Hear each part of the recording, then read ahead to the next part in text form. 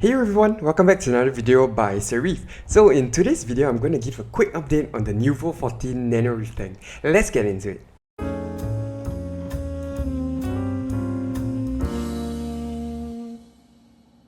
So the first update is on my Clownfish dino. If you have not caught up with my previous few videos, I have gotten a clownfish and it is a domino clownfish, which is why I'm going to call it dino. And I got it really small. When I first got Dino, he was probably about 1 cm long. Sorry, I need to say that when I say he, I'm just referring to the fish. I don't know whether it is currently a he or a she. I think it's too small to determine that. But I'm just going to use he because it's easier for me to talk about the fish. Yeah, so anyway, over the past few weeks, he has grown quite a bit. And I think it's around 1.5 to 2 cm long now. And he's growing really fast, and I'm talking about his size because I have a little trouble feeding him due to his size. So getting him so small, that also means that his mouth was really small, and the smallest pellet food that I had was the New Life Spectrum food, which in some cases some of the pellets barely fitted into his mouth. So some of the pieces were not even able to be eaten by him. And even though it is not a big issue, I guess for all my fishes, I enjoy feeding a wide variety of food to them, ranging from mysis to pellets to frozen food. And I think when I bought him, I did not account that his mouth being so small would mean that he can only eat one form of food.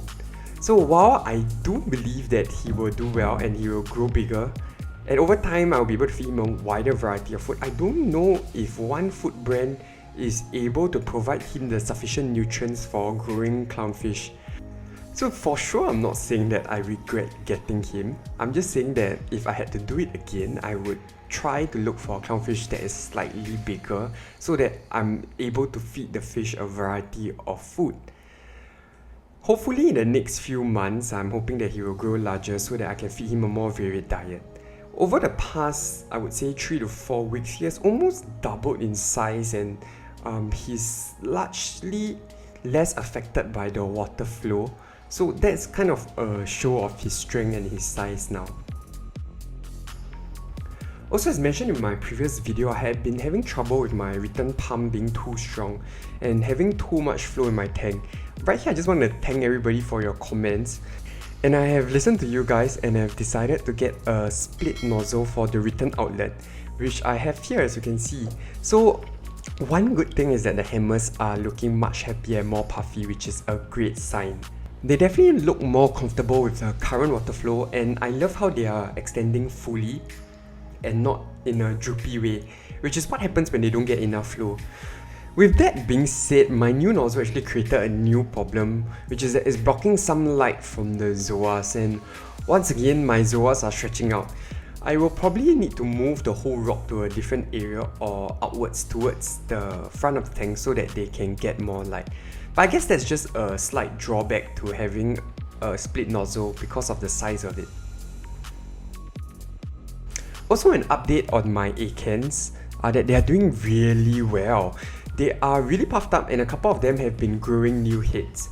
I have always had success in growing them when I feed them pellet foods, and they grow really fast when you do this. But for the tank, I am planning to make it as low maintenance as possible, so I do not intend to spot feed any of my corals. Feeding your corals is not a must, but if you do, it really helps with their coloration and their growth. Also for me, I kind of am hesitant to feed the tank because feeding coral foods to such a small tank is very easy to overdo it and shift the chemistry within the tank. So I'm hoping that from the feeding of my clownfish, the waste produced will be sufficient to maintain the tank. Another thing about my Acans is that I think I am quite confident of gluing them onto the rocks soon because they look happy enough with the lighting and the flow. So I kind of want to set them down and do so by gluing them down. And this is also because around once a week, I have to pick up a coral from the sandbed because the snails knock them over. So I don't want to keep doing that and placing my hands in the tank. So gluing them to the rockscape will really help. Other than that, there's not much changes to my reef tank. I'm still doing weekly water changes. I'm still siphoning the sand. I'm still feeding my fishes, and I'm still enjoying the reef tank. So yeah, I think that will be all the updates for this week. If you enjoyed this video, don't forget to hit the thumbs up and subscribe to my channel. With that, I think I will end my video right here. Thank you for watching. Stay safe, love your tank. Till next time, see ya, bye bye.